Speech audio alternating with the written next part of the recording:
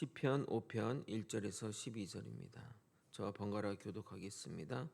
여호와여 나의 말에 귀를 기울이사 나의 심정을 헤아려 주소서. 나의 왕 나의 하나님이여 내가 부르짖는 소리를 들으소서. 내가 주께 기도하나이다. 여호와여 아침에 주께서 나의 소리를 들으시리니 아침에 내가 주께 기도하고 바라니이다.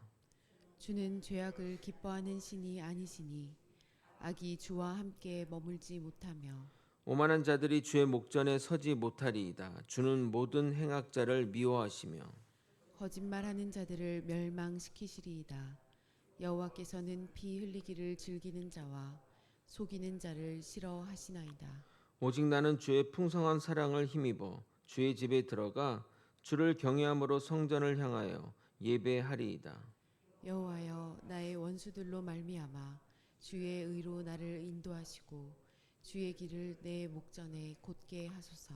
그들의 입에 신실함이 없고 그들의 심중이 심히 약하며 그들의 목구멍은 열린 무덤 같고 그들의 혀로는 아첨 하나이다. 하나님이여 그들을 정죄하사 자기 꾀에 빠지게 하시고 그 많은 허물로 말미암아 그들을 쫓아내소서. 그들이 주를 배역함이니이다. 그러나 주께 피하는 모든 사람은 다 기뻐하며 주의 보호로 말미암아 영원히 기뻐 외치고 주의 이름을 사랑하는 자들은 주를 즐거워하리이다. 여호와여 여호와여 주는 주는 의인에게 의인에게 복을 복을 주시고 주시고 방패로 방패로 함같이 함같이 은혜로 은혜로 그를 그를 호위하시리이다. 호위하시리이다. 아멘. 아멘. 시편 5편 또한 다윗이 쓴 시로 시를 쓴 배경을 알 수 없으나 시편 4편과 같이 지휘자의 지휘 아래 관악으로 연주된 곡에 시편 5편의 식구를 부른 것으로 여겨집니다. 그러니까 이 시편이 예배 가운데 그런 찬송가로 쓰였다는 말입니다. 현악과 달리 관악은 소리가 처연하여 신금을 울리는데 시편 전체 중에서 유일하게 시편 5편만 관악에 맞춰 불렀다고 합니다.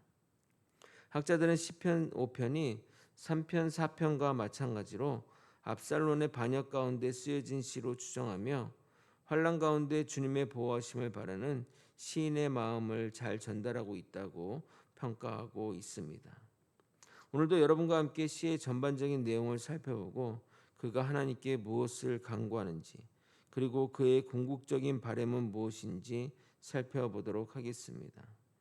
오늘도 새벽 하나님께 나아가 도우시는 하나님을 만나는 우리 모두가 되길 예수 그리스도 이름으로 소원합니다.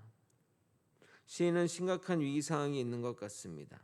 그래서 자신의 기도를 들어달라고 세 절에 걸쳐 반복적으로 간구하고 있습니다. 기도는 누구나 할 수 있는 일이나 기도의 응답은 하나님의 주권 아래에 있는 것입니다. 그렇기 때문에 그는 그렇게 기도의 응답을 해달라고 반복적으로 주님께 간구하는 겁니다. 다윗의 훌륭함은 여기에 있다고 생각합니다. 보통 사람들은 위기 상황이 닥치면 다른 것에 먼저 집중하기 마련인데 다윗은 가장 먼저 주님을 찾았기 때문입니다. 대부분의 사람은 처음 고난에 처했을 때 인간적인 방법을 의지하고 인간적인 방법을 따라 해결하려고 합니다.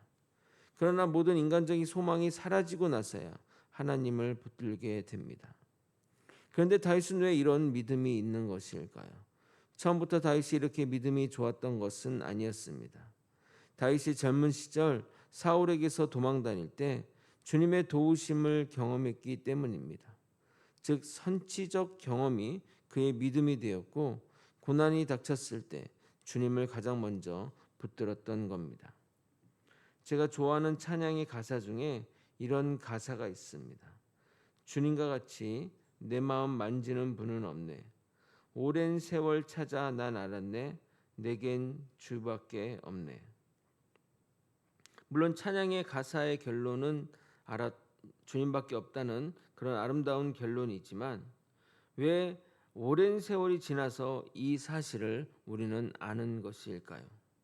우리가 한 살이라도 젊었을 때 오직 주님께만 답이 있고 주님께만 위로함이 있으며 오직 주님께만 생명이 있었음을 깨달았으면 좋겠습니다. 본격적으로 내용을 살펴보겠습니다. 시인은 먼저 자신의 마음을 헤아려 달라고 간구하고 있습니다. 1절을 여러분이 한번 읽어보겠습니다. 시작. 여호와여 나의 말에 귀를 기울이사 나의 심정을 헤아려 주소서. 여기 헤아려 주소서의 히브리어는 삐느로서 철저한 통찰력으로 어떤 사실을 분별하고 이해해 달라는 말입니다. 사실 문제 해결도 중요하지만 많은 일들이 마음을 헤아려 주는 것에서부터 시작된다고 봅니다. 아니 어떤 이들은 자신의 마음을 헤아려 주는 것만으로도 문제 해결의 효과와 같은 감정을 느끼기도 합니다.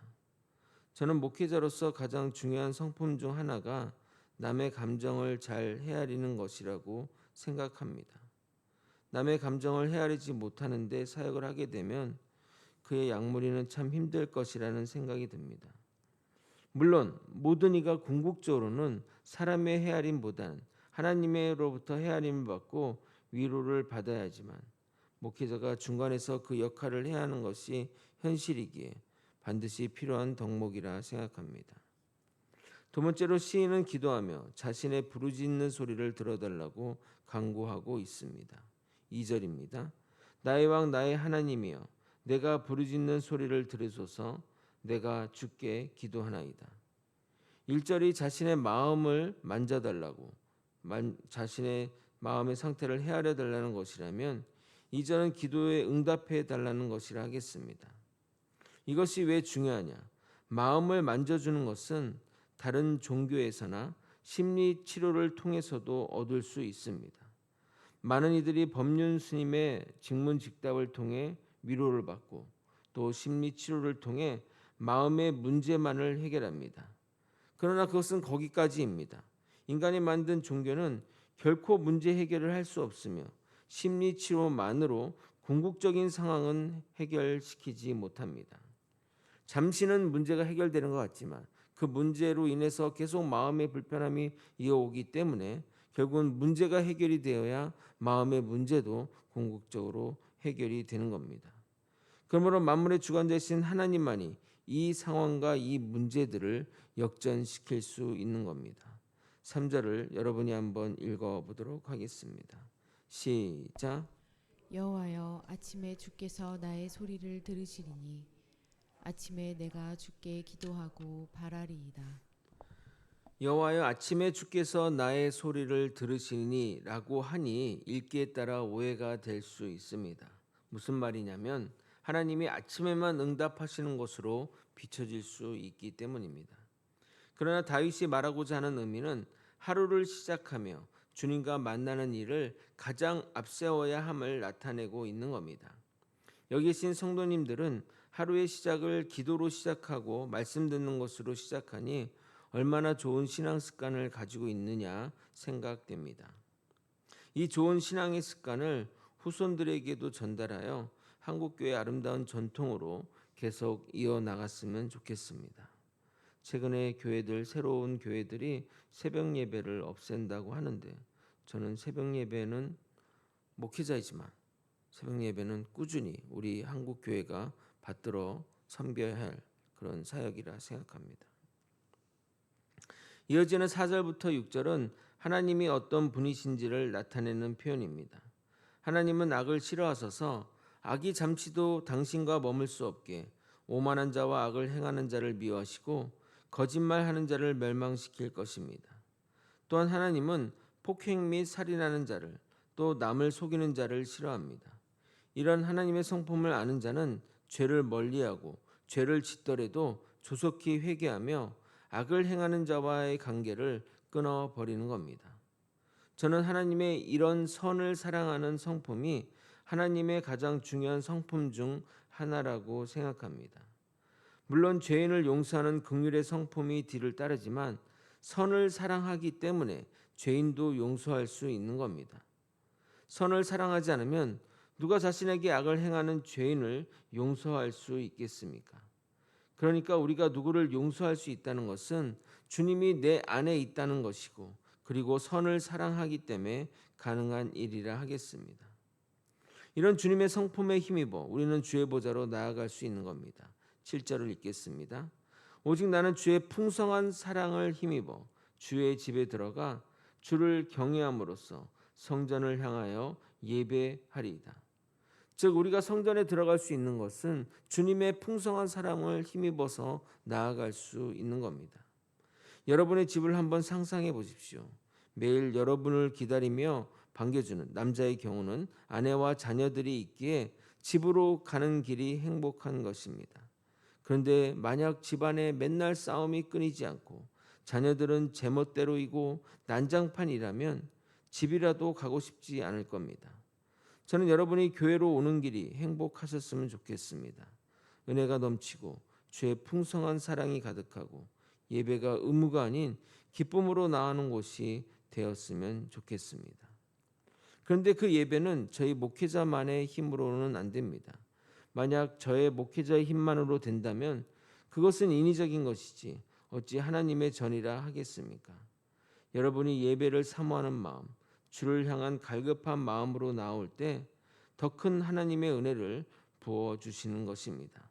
그래서 예배 전에 조금 일찍 나와 기도하며 예배를 준비하고 오늘 전하는 말씀을 읽으면서 오늘은 어떤 말씀을 나에게 하나님이 말씀하실까?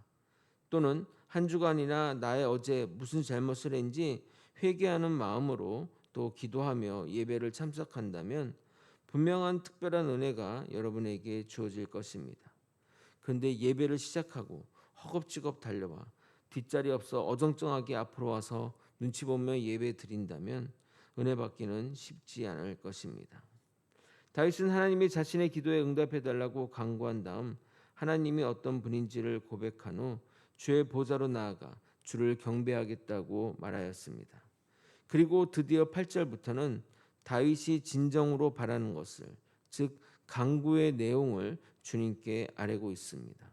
어제 시편 4편은 간구부터 나왔다고 했는데 보통의 시들은 하나님에 대한 자기의 어떤 여러 가지 그런 사정들을 얘기한 후에 진짜 간구는 후반부에 배치하는 것들을 볼 수 있는데 이 시편이 그렇습니다.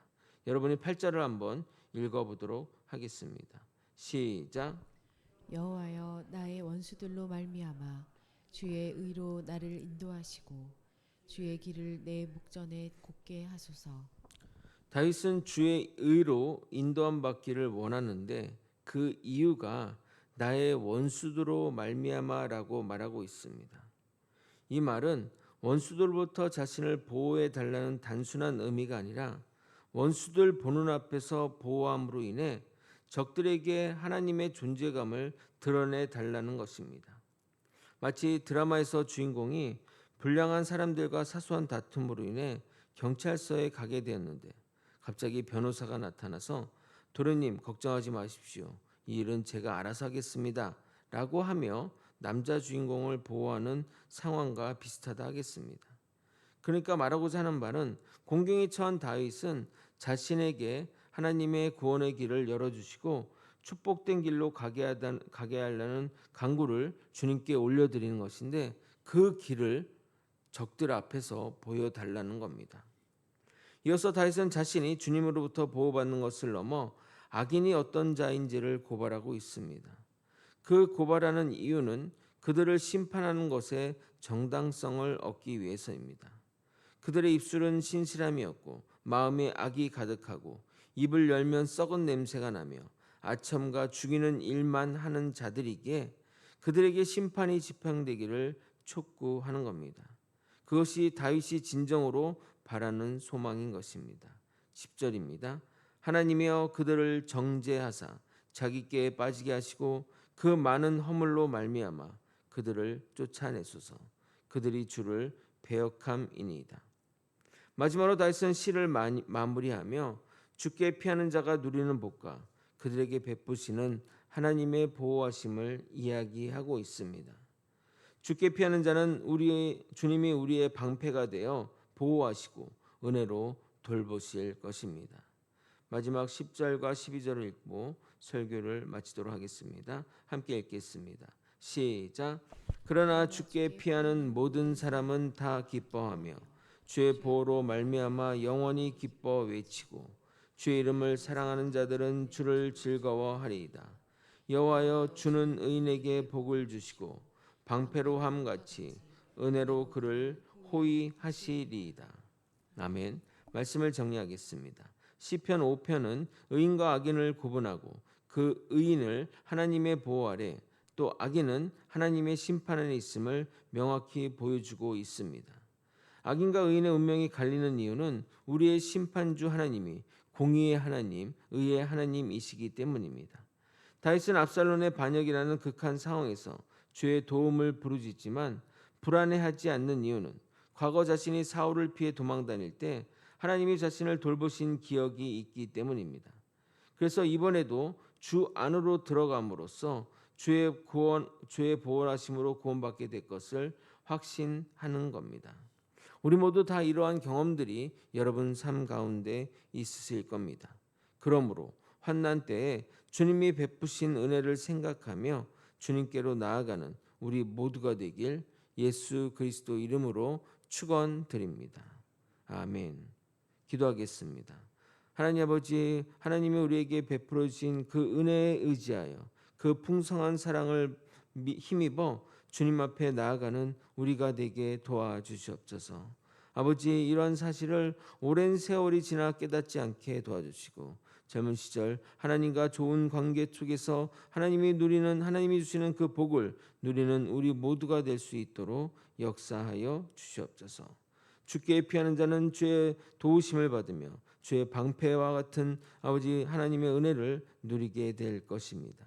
이 은혜 가운데 누리는 우리 모두가 되도록 주님 붙들어 주시고 인도하여 주시옵소서. 이 모든 것 우리 주 되신 예수 그리스도 이름으로 기도드리옵나이다. 아멘. 주기도